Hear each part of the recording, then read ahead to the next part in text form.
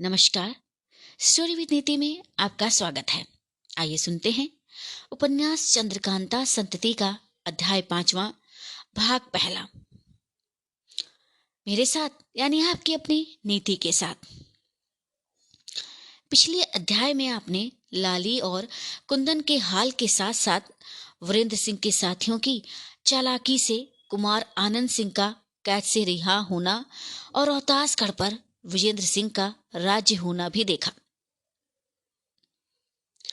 इसके साथ ही जाना कि किशोरी एक बार फिर से कैद हो गई है, जिसे कुंदन ने कैद किया है। इसके साथ ही आपने एक नए शख्स के बारे में जाना जिसका नाम नानक है और वह एक गूंगी स्त्री के प्यार में पड़कर बेवकूफ तो बना, परंतु अपनी चालाकी से बच भी गया। तो आइए सुनते हैं अब आगे का हाल। बेचारी किशोरी को चिता पर बैठाकर जिस समय दुष्ट धनपत ले आग लगाई, उसी समय बहुत से आदमी जो उसी जंगल में किसी जगह छिपे हुए थे, हाथों में नंगी तलवारें लिए मारो मारो कहते हुए उन लोगों पर आ टूटे। उन लोगों ने सबसे पहले किशोरी को चिता पर से खींच लिया। इसके बाद धनपत के साथियों को पकड़ने लगे। श्रोतागण समझते होंगे कि ऐसे समय में इन लोगों के यहाँ पहुंचने और जान बचने से किशोरी खुश हुई होगी और इंद्रजीत सिंह से मिलने की कुछ उम्मीद भी उसे हो गई होगी। मगर नहीं, अपने बचाने वालों को देखते ही किशोरी चिल्ला उठी और उसके दिल का दर्द पहले से भी ज्यादा बढ़ गया। किशोरी ने आसमान की तरफ देखकर कहा, मुझे तो विश्वास हो गया था कि इस चिता में जलकर ठंडे ठंडे बैकुंठ चली जाऊंगी, क्योंकि इसकी आंच कुंवर इंद्रजीत सिंह की जुदाई की आंच से ज्यादा गर्म नहीं होगी। मगर हाय, इस बात का गुमान भी न था कि यह दुष्ट आ पहुंचेगा और मैं एक सचमुच की तपती हुई भट्टी में झोंक दी जाऊंगी। मौत तो कहाँ है, तो कोई वस्तु है भी या नहीं, मुझे तो इसी में शक है। वह आदमी जिसने ऐसे समय में पहुंचकर किशोरी को बचाया माधवी का दीवान अग्निदत्त था, जिसके चंगुल में फंसकर किशोरी ने राजगृह में बहुत दुख उठाया था और कामनी की मदद से, जिसका नाम कुछ दिनों तक किन्नरी था, छुट्टी मिली थी। किशोरी को अपने मारने की कुछ भी परवाह नहीं थी और वह अग्निदत्त की सूरत देखने के बनिस मौत को लाख दर्जे उत्तम समझती थी। यही सबब था कि इस समय उसे अपनी जान बचने का रंज हुआ। अग्निदत्त और उसके आदमियों ने किशोरी को तो बचा लिया, मगर जब उसके दुश्मनों को अर्थात धनपत और उसके साथियों को पकड़ने का इरादा किया तो लड़ाई गहरी हो पड़ी। मौका पाकर धनपत भाग गई और गहन वन में किसी झाड़ी के अंदर छिपकर उसने अपनी जान बचाई। उसके साथियों में से एक भी ना बचा, सब मारे गए। अग्निदत्त के भी केवल 2 ही आदमी जीवित बचे। उस संगदिल ने रोती और चिल्लाती हुई बेचारी किशोरी को जबरदस्ती उठा लिया और एक तरफ का रास्ता लिया। श्रोतागण आश्चर्य करते होंगे कि अग्निदत्त को तो राजा वीरेंद्र सिंह के अय्यारों ने राजगृह में गिरफ्तार करके चुनार भेज दिया था। वह एकाएक यहाँ कैसे आ पहुंचा, इसलिए अग्निदत्त का थोड़ा सा हाल इस जगह हम सुना देना मुनासिब समझते हैं। राजा वीरेंद्र सिंह के अय्यारों ने दीवान अग्निदत्त को गिरफ्तार करके अपने 20 सवारों के पहरे में चुनारगढ़ रवाना कर दिया और एक चिट्ठी भी सब हाल की महाराज सुरेंद्र सिंह को लिखकर उन्हीं लोगों की मार्फत भेजी। अग्निदत्त को हथकड़ी डाल घोड़े पर सवार कराया गया और उसके पैर रस्सी से घोड़े की जीन के साथ बांध दिए गए थे। घोड़े की लंबी भागदौड़ दोनों तरफ से 2 सवारों ने पकड़ ली और सफर शुरू किया। तीसरे दिन जब वे लोग सोन नदी के पास पहुंचे, अर्थात जब वह नदी 2 कोस रह गई, तब उन लोगों पर डाका पड़ा। 50 आदमियों ने चारों तरफ से घेर लिया। घंटे भर की लड़ाई में राजा वीरेंद्र सिंह के सब आदमी मारे गए। खबर पहुंचाने के लिए भी एक आदमी नहीं बचा और अग्निदत्त को उन लोगों के हाथों से छुट्टी मिली। वे डाकू सब अग्निदत्त के तरफदार और उन लोगों में से थे जो गया जी में फसाद मचाया करते और उन लोगों की जानें लेते और घर लूटते थे जो दीवान अग्निदत्त के विरुद्ध जाने जाते थे। इस तरह अग्निदत्त को छुट्टी मिली और बहुत दिन तक इस डाके की खबर राजा वीरेंद्र सिंह या उनके आदमियों को नहीं मिली। यद्यपि दीवान अग्निदत्त के हाथ से गया कि दीवानी जाती रही और वह एक साधारण आदमी की तरह मारा मारा फिरने लगा। तथापि वह अपने साथी डाकुओं में मालादार गिना जाता था, क्योंकि उसके पास जुल्म की कमाई हुई दौलत बहुत थी और वह उस दौलत को राजगृह से थोड़ी दूर पर एक मढ़ी में, जो पहाड़ी के ऊपर थी, रखता था। इस मढ़ी का हाल 10-12 आदमियों के सिवा और किसी को भी नहीं मालूम था। उस दौलत को निकालने में अग्निदत्त ने विलंब नहीं किया और उसे अपने कब्जे में लेकर साथी डाकुओं के साथ अपने धुन में चारों तरफ घूमने तथा इस बात की टो लेने लगा कि राजा वीरेंद्र सिंह की तरफ क्या होता है। थोड़े ही दिन बाद मौका समझकर वह रोहतासगढ़ के चारों तरफ घूमने लगा और जिस तरह किशोरी से मिला उसका हाल आप ऊपर सुन चुके हैं। जिस जगह अग्निदत्त किशोरी से मिला था उससे थोड़ी ही दूर पर एक पहाड़ी थी जिसमें कई खो और गार थे। वह किशोरी को उठाकर उसी पहाड़ी पर ले गया। रोते और चिल्लाते चिल्लाते किशोरी बेहोश हो गई। अग्निदत्त ने उसे खो के अंदर ले जाकर लिटा दिया और आप बाहर चला आया। पहर रात जाते जाते जब किशोरी होश में आई तो उसने अपने को अजब हालत में पाया। ऊपर नीचे चारों तरफ पत्थर देखकर वह समझ गई कि मैं किसी खो में हूँ। एक तरफ चिराग चल रहा था। गुलाब के फूल सी नाजुक किशोरी की अवस्था इस समय बहुत ही नाजुक थी। अग्निदत्त की याद से उसे घड़ी घड़ी में रोमांच होता था।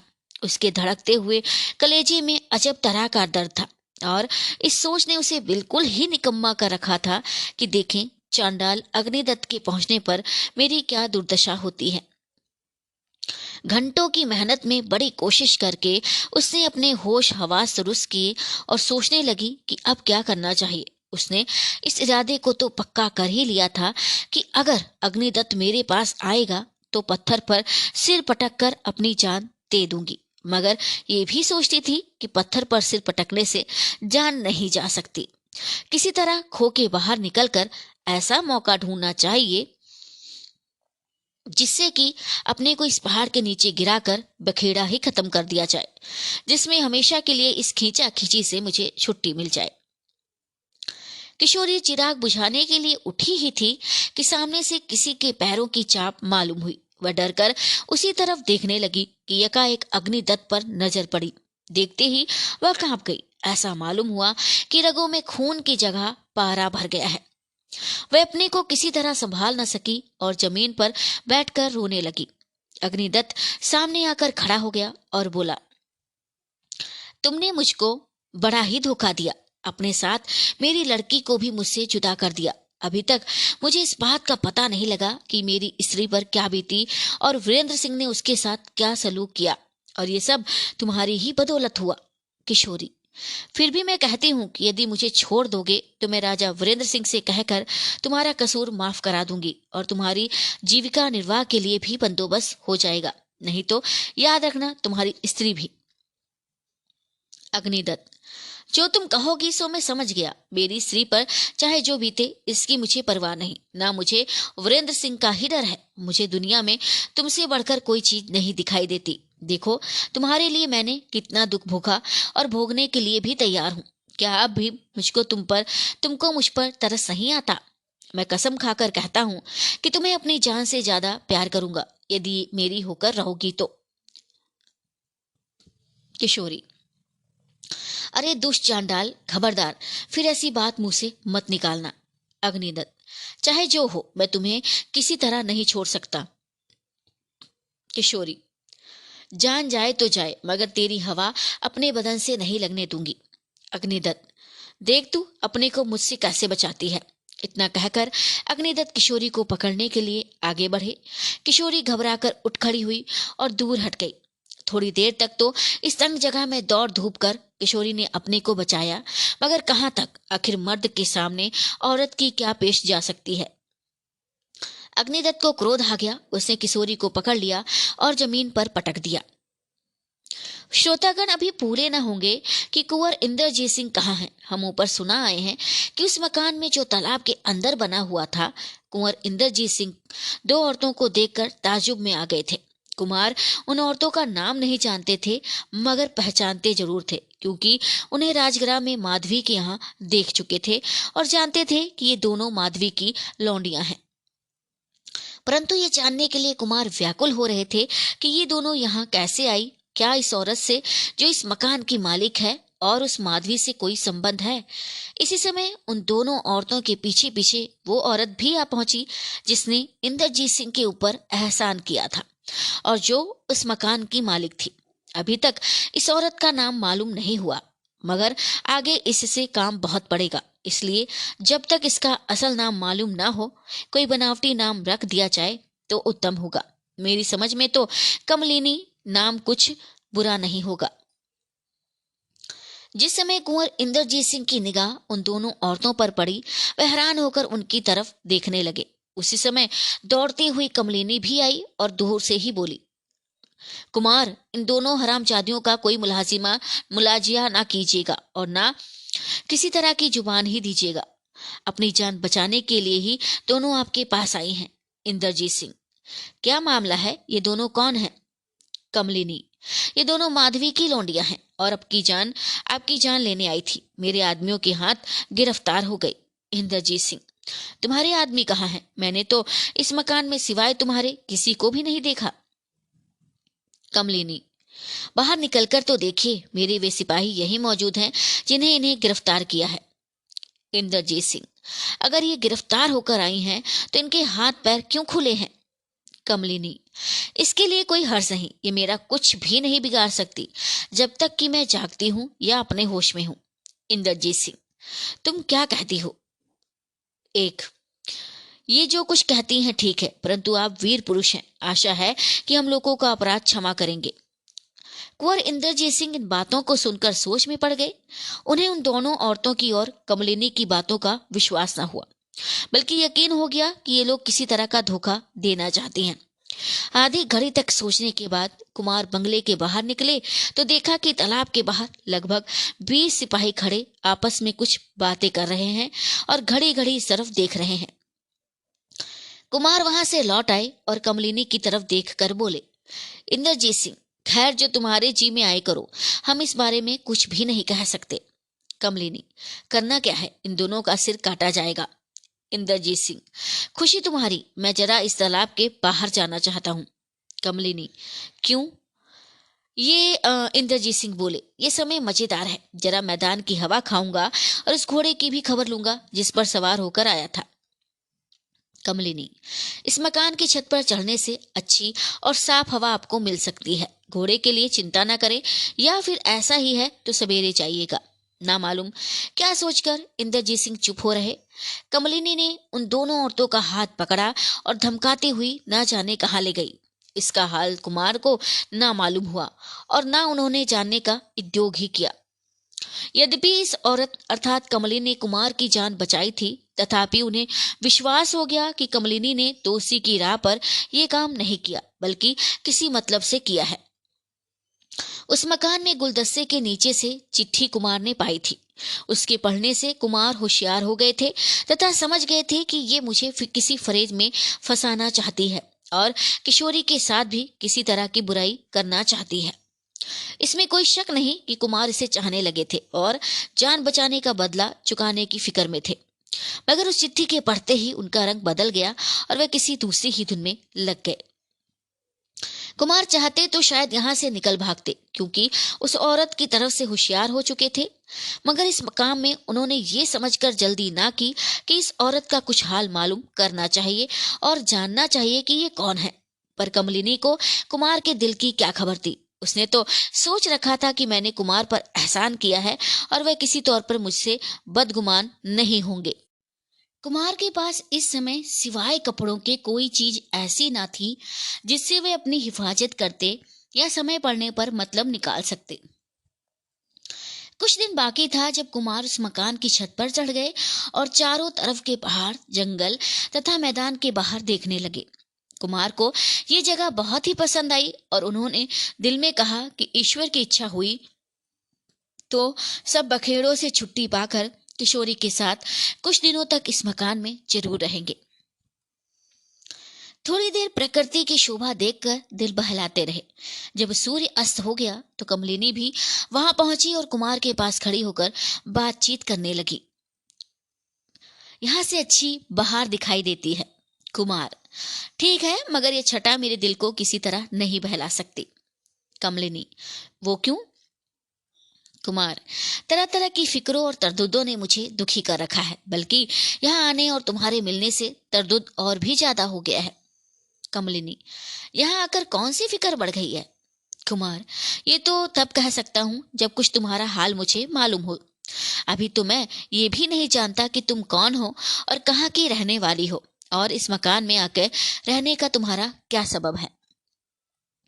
कमलिनी: कुमार, मुझे आपसे बहुत बातें कहनी है। इसमें कोई शक नहीं कि मेरे बारे में आप तरह तरह की बातें सोचते होंगे। कभी मुझे खैर ख्वाह तो कभी बदख्वाह समझते होंगे, बल्कि बदख्वाह समझने का मौका ही ज्यादा मिलता होगा।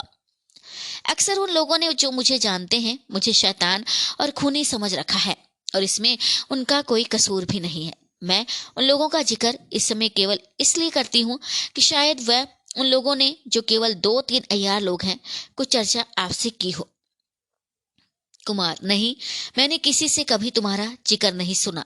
कमलिनी: खैर, ऐसा मौका ना पड़ा होगा, पर मेरा मतलब ये है कि जब तक मैं अपने मुंह से कुछ ना कहूंगी, मेरे बारे में कोई भी अपनी राय ठीक नहीं कह सकता। और इतने ही में सीढ़ियों पर किसी के पैरों की आवाज मालूम हुई, जिसे सुनकर दोनों चौंके और उसी तरफ देखने लगे। कुमार: इस मकान में तो केवल तुम ही रहती हो। कमलिनी: नहीं, और भी कई आदमी रहते हैं, मगर वे लोग उस समय नहीं थे जब आप आए थे। 2 लौंडियां आती हुई दिखाई पड़ी। एक के हाथ में छोटा सा गलीचा था, दूसरी के हाथ में क्षमादान, और इनके पीछे तीसरी पानदान लिए हुए थी। गलीचा बिछा दिया गया। क्षमादान और पानदान रखकर लौंडियां हाथ जोड़े सामने खड़ी हो गई। कमलिनी के कहने से कुमार गलीचे पर बैठ गए और कमलिनी भी पास बैठ गई।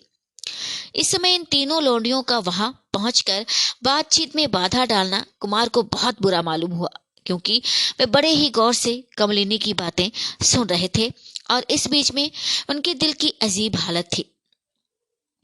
कुमार ने कमलिनी की तरफ देख के कहा, हाँ, तुम अपनी बातों का सिलसिला मत तोड़ो। कमलिनी: अच्छा, तुम लोग जाओ।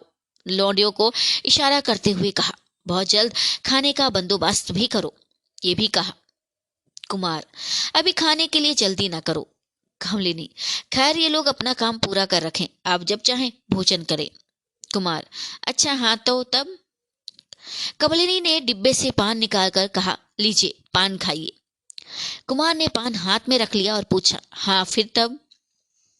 कमलिनी: पान खाइए, अब डरिए मत, इसमें बेहोशी की दवा नहीं मिली है। हाँ, अगर आप ऐसा ख्याल करें भी तो कोई बेमौका नहीं है। कुमार: नहीं, इसमें कोई शक नहीं कि इतनी खैर ख्वाही करने पर भी मैं तुम्हारी तरफ से बदगुमान हूँ, मगर तुम्हारी बातें अजब ढंग पर चल रही हैं। अब जो हो, जब तुमने मेरी जान बचाई है, तो कब को क्या हो सकता है कि तुम अपने हाथ से मुझे जहर दो। कमलिनी: कुमार, ये कोई ताज्जुब की बात नहीं कि आप मुझ पर शक करें। माधवी की दोनों लौंडियों का मामला जो अभी थोड़ी देर पहले हुआ आप देख चुके हैं। मुझ पर शक करने का मौका आपको देगा, मगर नहीं, आप पूरा विश्वास रखिए कि मैं आपके साथ कभी भी कोई भी बुराई नहीं करूंगी। कई आदमी मेरी शिकायत आपसे करेंगे, आप ही के कई अय्यार असल हाल ना जानने के कारण मेरे दुश्मन हो जाएंगे, मगर सिवाय कसम खाकर कहने के और किस तरह आपको विश्वास दिलाऊं कि मैं आपकी खैर ख्वाह हूं। आप ये भी सोच सकते हैं कि मैं आपके साथ इतनी खैर ख्वाह क्यों हो रही हूं। दुनिया का कायदा है कि बिना मतलब कोई किसी का काम नहीं करता, और मैं भी दुनिया के बाहर नहीं हूँ। अस्तु, मैं भी आपसे बहुत कुछ उम्मीद करती हूँ, मगर उसे जुबान से कह नहीं सकती। अभी आपको मुझसे वर्षों तक काम पड़ेगा। जब आप हर तरह से निश्चिंत हो जाएंगे, आपकी किशोरी जो इस समय रोहतासगढ़ में कैद है आपको मिल जाएगी। इसके अतिरिक्त एक और भी भारी काम आपके हाथ से होगा। तब कहीं मेरी मुराद पूरी होगी, अर्थात उस समय मुझे जो कुछ आपसे मांगना होगा मैं मांगूंगी। आप मेरी बात याद रखिएगा कि आप ही के यार मेरे दुश्मन होंगे और अंत में छक मार के मुझ ही से दोस्ती के तौर पर सलाह लेनी पड़ेगी। आप ये भी ना समझे कि मैं आज या कल से आपकी तरफदार बनी हूँ। नहीं, बल्कि मैं महीनों से आपका काम कर रही हूँ और इस सबब से सैकड़ों आदमी मेरे दुश्मन हो रहे हैं। दुश्मनों ही के डर से मैं इस तालाब में छिपकर बैठी रहती हूँ, क्योंकि जिन्हें इसका भेद मालूम नहीं है वे इस मकान के अंदर पैर भी नहीं रख सकते। आप मुझे अकेली समझते होंगे, मगर मैं अकेली नहीं हूँ। लौंडियां, सिपाही और अय्यार मिलाकर इसने गई गुजरी हालत में भी 50 आदमी मेरी ताबेदारी कर रहे हैं। कुमार, वे लोग कहाँ हैं? कमलिनी, उनमें से कई आदमियों को तो आप इसी जगह बैठे देखेंगे, बाकी सबको मैंने काम पर भेजा है। जब मैं आपकी खैर ख्वाह हूँ तो किशोरी की मदद भी जरूर ही करनी पड़ेगी। इसलिए मेरी एक अय्या रोहतासगढ़ के किले के अंदर भी घुसकर बैठी है और किशोरी के हाल चाल की खबर दिया करती है। अभी कल ही उसने एक चिट्ठी भेजी थी। कमर से चिट्ठी निकालकर और कुमार के हाथ में देकर, लीजिए ये चिट्ठी है, पहले आप इसे पढ़ लीजिए, फिर जो कुछ होगा मैं कहूंगी। कुमार हाथ में चिट्ठी लेकर गौर से पढ़ने लगे। ये वही चिट्ठी थी जिस पर पहले कुमार की निगाह पड़ चुकी थी और जिसे एक गुलदस्ते के नीचे से निकालकर कुमार पढ़ चुके थे। कुमार ने चोरी से उस चिट्ठी को पढ़ने का हाल कमलिनी से कहना मुनासिब ना समझा और उसे इस तौर पर पढ़ गए जैसे पहले दफे वह चिट्ठी उनके हाथ में पड़ी हो। परंतु इस समय इस तरह कमलिनी उनकी दुश्मन नहीं है, इस बात को वह अच्छी तरह समझ गए, मगर साथ ही साथ उनके दिल में एक दूसरी ही तरह की उत्कंठा बढ़ गई और वह ये जानने के लिए व्याकुल हो गए कि कमलिनी और उसकी अय्यारा ने रोहतासगढ़ किले में पहुंचकर क्या किया है। श्रोतागण, शायद आप इस चिट्ठी का मजलूम भूल गए होंगे, मगर आप उसे याद करें या पुनः पढ़ जाएं, क्योंकि उसके एक एक शब्द का मतलब इस समय कमलिनी से कुमार पूछना चाहते हैं। कुमार, मैं नहीं कह सकता और ना मुझे मालूम ही है कि तुम इतनी भलाई मेरे साथ क्यों कर रही हो, तो भी मैं उम्मीद करता हूँ कि तुम इस समय मुझे चिंता में डालकर दुख नहीं दोगी, बल्कि जो मैं पूछूंगा उसका ठीक ठीक ही जवाब दोगी। कमलिनी, आप मेरी तरफ से किसी तरह का बुरा ख्याल ना रखें।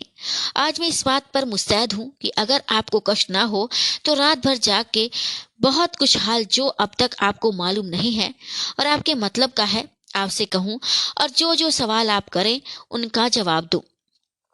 कुमार, मुझे तुम्हारे इस कहने से बड़ी मुझ खुशी हुई। अच्छा, पहले इस बात का जवाब दो कि तुम्हारी वह अय्यारा जो रोहतासगढ़ में है और इस चिट्ठी के पढ़ने से जिसका नाम तारा मालूम होता है, रोहतासगढ़ में किस तौर पर है? जहां तक मैं सोचता हूँ वह भेष बदल कर नौकरी ही करती होगी। कमलिनी, नहीं, उसे नौकरी नहीं की, बल्कि वहां इस तरह छिपकर रहती है कि वहां के किसी आदमी को उसका पता लग जाना कठिन ही नहीं बल्कि असंभव है।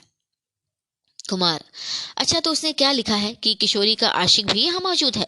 कमलिनी, ये कटाक्ष माधवी के दीवान अग्निदत्त पर है, क्योंकि हम लोगों के हिसाब से वह किशोरी पर आशिक है। वह आपकी तरह सच्चा आशिक नहीं है, मगर बेईमान अय्यारों की तरह जरूर आशिक है। कुमार, नहीं नहीं, उसे तो हमारे आदमियों ने गिरफ्तार करके चुनार भेज दिया है। कमलिनी, आपका ये ख्याल गलत है, वह चुनार नहीं पहुंचा। ना मालूम किस तरह उसने अपनी जान बचा ली है। इसका हाल आपको लश्कर में जाने या किसी को चुनारगढ़ भेजने से मालूम हो जाएगा। कुमार, तो क्या वह भी रोहतासगढ़ पहुंच गया? कमलिनी, पहुंच ही गया, तभी तो तारा ने लिखा है। कुमार, अच्छा तो ये लाली और कुंदन कौन है? कमलिनी, आपकी और मेरी दुश्मन, इन दोनों को मामूली दुश्मन ना समझिएगा। कुमार, इसमें किशोरी के आशिक के बारे में लिखा है कि उसे किशोरी से बहुत कुछ उम्मीद भी है, इसका मतलब क्या है? कमलिनी, सो ठीक अभी मालूम नहीं हुआ। कुमार, ये जवाब तुमने बड़े खुटके का दिया है। कमलिनी हंसकर बोली, आप चिंता न करें, किशोरी तन मन धन आपको समर्पण कर चुकी है, वह किसी दूसरे की नहीं होगी। कुमार, खैर जब खुलासा हाल मालूम ही नहीं है तो जो कुछ सोचा जाए मुनासिब है। इसमें लिखा है कि किशोरी ने भी मुझे पूरा धोखा दिया है, सो क्या? कमलिनी, इसका भी हाल अभी नहीं मालूम हुआ, शायद आजकल में कोई दूसरी चिट्ठी आएगी तो मालूम होगा, बल्कि और भी कुछ लिखा है, इशारा ही भर है। असल में क्या बात है सो मैं भी नहीं कह सकती। कुमार, अच्छा अब मैं तुम्हारा पूरा हाल जानना चाहता हूँ और इसी के साथ रोहतासगढ़ में रहने वाली लाली और कुंदन का वृतांत भी तुम्हारी जुबानी ही सुनना चाहता हूँ। कमलिनी, मैं सब हाल आपसे कहूंगी और इसके अलावा एक ऐसे भेद की खबर भी आपको दूंगी कि आप खुश हो जाएंगे, मगर इसके लिए आपको 3-4 दिन तक और सब्र करना चाहिए। इसी बीच में तारा भी रोहतासगढ़ से आ जाएगी या मैं खुद उसे बुला लूंगी। कुमार, इन सब बातों को जानने के लिए मैं बहुत बेचैन हो रहा हूँ। कृपा करके जो कुछ तुम्हें कहना हो अभी कहो। कमलिनी, नहीं नहीं, आप जल्दी ना करें। मेरा 2-4 दिन के लिए टालना भी आप ही के कायदे के लिए है। आप ये ना समझें कि मैं आपको जानबूझकर यहाँ अटकाना चाहती हूँ। आप यदि मुझ पर भरोसा रखें और मुझे अपना दुश्मन ना समझें तो यहाँ रहें। मैं लौंडियों की तरह आपकी ताबेदारी करने को तैयार हूँ, और यदि मुझ पर एतबार ना हो तो अपने लश्कर चले जाएं। 4-5 दिन के बाद मैं स्वयं आपसे मिलकर सब हाल कह दूंगी। कुमार, बेशक मैं तुम्हारे बारे में तरह तरह की बातें सोचता था और तुम पर विश्वास करना मुनासिब नहीं समझता था, मगर अब तुम्हारी तरफ से मुझे किसी तरह का खुटका नहीं है। तुम्हारी बातों का मेरे दिल पर बड़ा ही असर हुआ है। इसमें कोई संदेह नहीं कि तुम सिवाय भलाई के मेरे साथ बुराई कभी नहीं करोगी। मैं जरूर यहाँ रहूंगा, और जब तक अपने दिल का शक अच्छी तरह ना मिटा लूंगा नहीं जाऊंगा। कमलिनी, अहो भाग्य हमारे, मगर ताजुब नहीं किसी बीच में आपके अय्यार लोग यहाँ पहुंचकर मुझे गिरफ्तार कर लें। कुमार, क्या मजाल है। कुमार कई दिनों तक कमलिनी के यहाँ मेहमान बनकर रहे। उसने बड़ी खातिरदारी और नेक नीति के साथ इन्हें रखा। इस मकान में कई लोनियां भी थी जो दिलो जान से कुमार की खिदमत किया करती थी, मगर कभी कभी वे सब 2-2 पहर के लिए ना मालूम कहाँ चली जाया करती थी। एक दिन शाम के वक्त उस मकान की छत पर कमलिनी और कुमार बैठे बात कर रहे थे। इसी बीच में कुमार ने पूछा, कमलिनी, अगर किसी तरह का हर्ज ना हो तो इस मकान के बारे में कुछ कहो। इन पुतलियों की तरफ जो उस मकान के चारों कोनों में तथा इस छत के बीचों बीच में है, जब मेरी निगाह पड़ती है तो ताज्जुब से अजब हालत हो जाती है। कमलिनी बोली, बेशक इन्हें देख आप ताज्जुब करते होंगे। ये मकान एक तरह का छोटा सा तिलिस्म है जो इस समय बिल्कुल मेरे अधीन है, मगर यहाँ का हाल बिना मेरे कहे थोड़े ही दिनों में आपको पूरा पूरा मालूम हो जाएगा। कुमार, उन दोनों औरतों के साथ जो माधवी की लोनिया थी तुमने क्या सलूक किया। कमलिनी, अभी तो वह दोनों कैद हैं। कुमार, माधवी का भी कुछ हाल मालूम हुआ कि नहीं। कमलिनी, उसे आपके लश्कर और रोहतासगढ़ के चारों तरफ घूमते कई दफे मेरे आदमियों ने देखा है। जहां तक मैं समझती हूँ वह इस धुन में लगी है कि किसी तरह आप दोनों भाई और किशोरी उसके हाथ लगे और वह अपना बदला ले ले। कुमार, अभी तक रोहतासगढ़ का कुछ हाल नहीं मालूम हुआ, न लश्कर का कोई समाचार मिला। कमलिनी, मुझे भी इस बात का ताज्जुब है कि मेरे आदमी किस काम में फंसे हुए हैं, क्योंकि अभी तक एक ने भी लौटकर खबर नहीं दी। मालूम होता है इस समय कोई नया समाचार मिलेगा। मैदान की तरफ देखिए, 2 आदमी एक बोझ लिए इसी तरफ आते दिखाई दे रहे हैं। ताज्जुब नहीं कि मेरे ही आदमियों में से हूँ। कुमार, हाँ ठीक है, इसी तरफ तो आ रहे हैं। उस गड्ढर में शायद कोई आदमी है। कमलिनी, हाँ बेशक ऐसा ही है, नहीं तो क्या मेरे आदमी माल असबाब चुरा कर लाएंगे। देखिए वे दोनों कितनी तेजी के साथ आ रहे हैं। अब मैंने पहचाना, बेशक इस गठरी में माधवी होगी। थोड़ी देर तक दोनों आदमी चुपचाप उसी तरफ देखते रहे।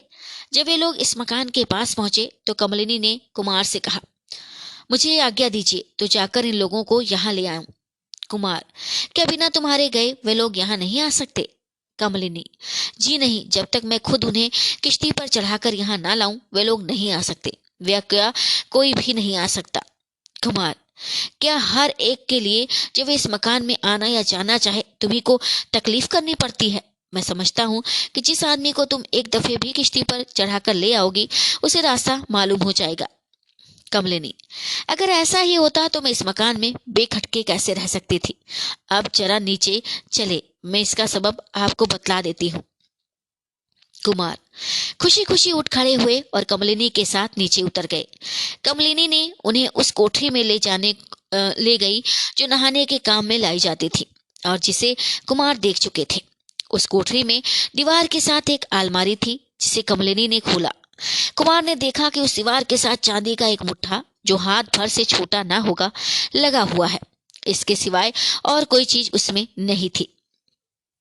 कमलिनी, मैं पहले ही आपसे कह चुकी हूँ कि इस तालाब में चारों ओर लोहे का जाल पड़ा हुआ है। कुमार, हाँ ठीक है, मगर उस रास्ते में जाल ना होगा जिधर से तुम किश्ती लेकर आती जाती हो। कमलिनी, ऐसा ख्याल भी मत कीजिएगा, उस रास्ते में भी जाल है, मगर उसे यहाँ आने का दरवाजा कहना चाहिए। जिसकी ताली ये है। देखिए, अब आप अच्छी तरह समझ जाएंगे। अब उतनी दूर का या उस रास्ते का जाल जिधर से किश्ती लेकर मैं आती जाती हूँ हट गया, मानो दरवाजा खुल गया। अब मैं क्या, कोई भी जिसको आने जाने का रास्ता मालूम है किश्ती पर चढ़ के आ जा सकता है। जब मैं इसको उल्टा घुमाऊंगी तो वह रास्ता बंद हो जाएगा, अर्थात वहां भी जाल फैल जाएगा, फिर किश्ती नहीं आ सकती। कुमार ने हंसकर कहा, बेशक ये एक अच्छी बात है। इसके बाद कमलिनी किश्ती पर सवार होकर तालाब के बाहर गई और उन दोनों आदमियों को गठरी सहित सवार करा के मकान में ले आई तथा तालाब में आने का रास्ता उसी रीति से, जैसे कि हम ऊपर सुना चुके हैं, बंद कर दिया। इस समय यहाँ कई लौंडियां भी मौजूद थी। उन्होंने कमलिनी के इशारे से छत के ऊपर रोशनी का बंदोबस्त कर दिया और सब कोई छत के ऊपर चले गए। कुमार के पास ही कमलिनी गलीचे पर बैठ गई और वे दोनों आदमी भी गठरी सामने रखकर बैठ गए। इस छत की जमीन चिकने पत्थर की बहुत साफ और सुथरी बनी हुई थी। अगर नजाकत की तरफ ख्याल न किया जाए तो फर्श या बिछावन बिछाकर वहां बैठने की कोई जरूरत नहीं थी। कमलिनी, कुमार देखिए, इन दोनों आदमियों को मैंने माधवी को गिरफ्तार करने को भेजा था।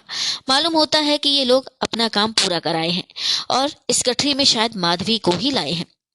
क्यों जी, माधवी ही है या किसी दूसरे को लाए हो? एक, जी माधवी को ही लाए हैं। कमलिनी, गठरी खोलो, जरा इसकी सूरत देखो। उन दोनों ने गठरी खोली। कमलिनी और कुमार ने बड़े चाव से माधवी की सूरत देखी, परंतु एकाएक कमलिनी चौंकी और बोली, ये क्या, ये जख्मी है? एक, जी हाँ, मुझे उम्मीद नहीं कि इसकी जान बचेगी क्योंकि चोट भारी है। एक, इसे किसने जख्मी किया? दूसरा, किसी औरत ने रोहतासगढ़ के तिलस्मी तहखाने में इसे चोट पहुंचाई है। कुमार, क्या रोहतासगढ़ में कोई तिलस्मी तहखाना भी है? कमलिनी, जी हाँ, पर उसका भेद बहुत आदमियों को मालूम नहीं है। बल्कि जहां तक मैं समझती हूँ वहां का राजा दिग्विजय सिंह भी उसका पूरा पूरा हाल नहीं जानता होगा। वहां का मामला भी बड़ा ही विचित्र है। किसी समय में मैं आपसे उसका हाल कहूंगी। एक बोला, मगर अब उस तहखाने की रंगत बदल गई है। कमलिनी, सो क्यों? एक ने कुमार की तरफ इशारा करके कहा, आपके यारों ने उसमें अपना दखल कर लिया, बल्कि ऐसा कहना चाहिए कि रोहतासगढ़ ही ले लिया है। कमलिनी, मुबारक हो, अच्छी खबर आई है। कुमार, बेशक, इस खबर ने मुझे खुश कर दिया। ईश्वर करे तुम्हारी तारा भी जल्दी आ जाए और किशोरी का कुछ हाल मालूम हो। ये क्या, माधवी की दाहिनी कलाई दिखाई नहीं देती? कमलिनी, इसका हाल आपको नहीं मालूम? कुमार, कुछ नहीं। कमलिनी, पूरा हाल तो मुझे भी नहीं मालूम, मगर इतना सुना है कि कहीं गया जी में इसकी और इसके दीवान अग्निदत्त की लड़की कामनी से लड़ाई हो गई। उसी लड़ाई में ये अपनी दाहिनी कलाई खो बैठी। ये भी सुनने में आया है कि ये लड़ाई उसी मकान में हुई थी जिसमें आप लोग रहते थे और इसमें कमला भी शामिल है। कमलिनी की यह बात सुनकर कुमार को वह ताज्जुब की बातें याद आ गई जो बीमारी की हालत में गया जी के में महल के अंदर कई दफे रात के समय देखने में आई थी, और जबकि अंत में कोठरी के अंदर एक लाश और औरत की कलाई पाई गई थी। कुमार, हाँ, अब याद आया, वह मामला भी बड़ा ही विचित्र हुआ था। अभी तक उसका ठीक ठीक पता नहीं लगा है। कमलिनी, क्या हुआ था, जरा मैं भी सुनूं। कुमार ने वह सब हाल कहा और जो कुछ देखने और सुनने में आया था वह भी बताया। कमलिनी, कमला से मुलाकात हो तो कुछ और सुनने में आए। पहले माधवी को यहाँ से ले जाओ, लौंडियों के हवाले करो और कह दो इसे कैद खाने में रखें और होश में लाकर इसका इलाज करें। इसके बाद आओ तो तुम्हारी जुबानी वहां का सब हाल सुने। शाबाश, तुम लोगों ने बेशक अपना काम पूरा किया, जिससे मैं बहुत ही खुश हूँ। बहुत अच्छा कहकर दोनों आदमी माधवी को वहां से उठाकर नीचे ले गए और इधर कमलिनी और कुमार में बातचीत होने लगी। कमलिनी ने मुस्कुराकर कहा, लीजिए, आपकी मुराद पूरी हुआ चाहती है। पहले पहले ये खुशखबरी मेरे ही सबब से आपको मिली है, सो सबसे भारी इनाम तो मुझी को मिलना चाहिए। कुमार, बेशक ऐसी ही बात है। मेरे पास इस वक्त कोई ऐसी चीज नहीं जो तुम्हारी नजर के लायक हो। खैर देख, इसके बदले में मैं खुद को अपने को तुम्हारे हाथ में देता हूँ। कमलिनी, वाह क्या खूब। कुमार, सो क्यों? कमलिनी, आपको अपने बदन पर अख्तियार ही क्या है, ये तो किशोरी की मलकियत है। कुमार लाजवाब हो गए और हंसकर चुप हो रहे। कमलिनी बड़ी ही खूबसूरत थी। इसके साथ ही साथ उसकी अच्छी चाल चलन, मुरोवत, एहसान और नेकियों ने कुमार को अपना ताबेदार बना लिया। उसकी एक एक बात पर कुमार प्रसन्न होते थे और दिल में बराबर उसकी तारीफ करते थे। कुमार: कमलिनी, मैं तुमसे एक बात पूछना चाहता हूँ, मगर ईश्वर के लिए सच सच जवाब देना। बात बनाकर टालने की कोशिश तो बिल्कुल भी मत करना। कमलिनी ने कहा: कहिए तो सही, क्या बात है? रंग बेढंग मालूम होता है। कुमार: अगर सच जवाब देने का वादा करो तो पूछूं, नहीं तो व्यर्थ मुंह क्यों दुखाऊं। कमलिनी: आपकी नजाकत तो औरतों से भी बढ़कर गई। जरा सी बात कहने में मुंह दुखा जाता है, दम फूलने लगता है। खैर पूछिए, मैं वादा करती हूँ कि सच्चा जवाब ही दूंगी। अगर कहिए तो कागज पर लिख दूं। कुमार: ये तो तुम वादा कर ही चुकी हो कि अपना हाल पूरा पूरा मुझसे कहोगी, मगर इस समय मैं तुमसे केवल इतना ही पूछता हूँ कि तुम्हारा कोई वली वारिस भी है या नहीं। तुम्हारे व्यवहार से स्वतंत्रता मालूम होती है और ये भी जान पड़ता है कि तुम कुंवारी हो। कमलिनी: ये सवाल जवाब देने योग्य नहीं है, परंतु क्या किया जाए, वादा करके चुप रहा भी मुनासिब नहीं। वास्तव में मैं स्वतंत्र हूँ, कुंवारी तो हूँ, परंतु शीघ्र ही मेरी शादी होने वाली है। कुमार: कब और कहाँ? ये दूसरा सवाल है। इसका सच्चा जवाब देने के लिए मैंने वादा नहीं किया है, इसलिए आप इसका उत्तर नहीं पा सकेंगे। कुमार: अगर इसका भी जवाब दो तो क्या कोई हर्ज है? कमलिनी: हाँ, हर्ज है, बल्कि नुकसान है। कुमार चुप हो रहे और जिद करना मुनासिब ना जाना, मगर ये सुनकर कि शीघ्र ही मेरी शादी होने वाली है, कुमार को रंज हुआ। क्यों रंज हुआ?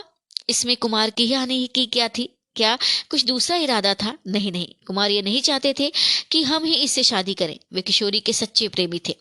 खूबसूरती के अतिरिक्त कमलिनी के एहसानों ने कुमार को ताबेदार बना लिया था और अभी उन्हें कमलिनी से बहुत कुछ उम्मीद थी, तथा ये भी सोचते थे कि ऐसी तरकीब निकल आवे जिससे इस एहसान का बदला चुक जाए। मगर इन बातों से कुमार को रंज होने का मतलब नहीं खुला। खैर जो भी हो, पहले ये तो मालूम हो कि कमलिनी है कौन।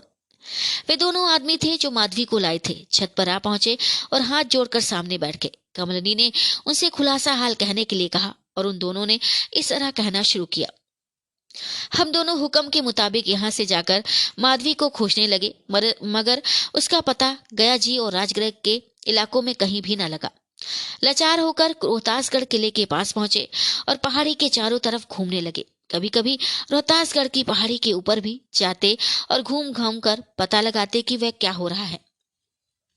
एक दिन रोहतासगढ़ पहाड़ी के ऊपर घूमते फिरते एकाएक हम दोनों एक खोके मुहाने पर जा पहुंचे और वहां कई आदमियों के धीरे धीरे बातचीत करने की आवाज सुनकर एक झाड़ी में, जहां से उन लोगों की आवाज साफ सुनाई देती थी, छिप रहे। अंदाज से ये मालूम हुआ कि वे लोग कई आदमी हैं और उन्हीं के साथ एक औरत भी है। नीचे लिखी बातें हम लोगों ने सुनी। एक, ना मालूम हम लोगों को कब तक यहाँ अटकना और राह देखना पड़ेगा। दूसरा बोला, अब हम लोगों को यहाँ ज्यादा दिन नहीं रहना पड़ेगा, या तो काम हो जाएगा या खाली ही लौटकर चले जाने की नौबत आएगी। तीसरा बोला, रंग तो ऐसा ही नजर आता है भाई, जो भी हो, हमें तो यही विश्वास है कि वीरेंद्र सिंह के यार लोग तहखाने में घुस गए, क्योंकि पहले कभी एक आदमी तहखाने में आता जाता भी दिखाई नहीं देता था। बल्कि मैं तो यहाँ तक कह सकता हूँ कि कल उस कब्रिस्तान में हम लोगों ने जिसे देखा था वह कोई अय्यार ही था। चौथा, खैर और तो दिन में सब मालूम हो जाएगा। औरत, तुम लोगों का काम चाहे जब हो, मगर मेरा काम तो आज हुआ ही चाहता है। माधवी और तिलोत्मा को मैंने खूब ही धोखा दिया। आज उसी कब्रिस्तान की राह में मैं उन दोनों को तहखाने में ले जाऊंगी। एक, अब तुम्हें वहां जाना चाहिए, शायद माधवी वहां पहुंच गई। औरत, हाँ अब जाती हूँ, पर अभी समय नहीं हुआ। दूसरा, दम भर पहले ही पहुंचना चाहिए। ये बातें सुनकर मैं लोगों को पहचान गया। वे रामू वगैरह धनपत जी के सिपाही लोग थे और औरत चमेली थी। इतना सुनते ही कमलिनी ने रोका और पूछा, जिस खोके मुहाने पर वे लोग बैठे थे वहां कोई सलई का पेड़ भी है? इसके जवाब में उन दोनों ने कहा, हाँ हाँ, 2 पेड़ सलई के वहां थे, पर उनके सिवाय और दूर दूर तक कहीं सलई का पेड़ दिखाई नहीं दिया। कमलिनी, बस मैं समझ गई, वह खो का मुहाना भी तहखाने से निकलने का एक रास्ता है। शायद धनपत ने अपने आदमियों को कह रखा होगा कि मैं किशोरी को लिए हुए इसी राह से निकलूंगी, तुम लोग मुस्तैद रहना। इसी से वे लोग वहां बैठे थे।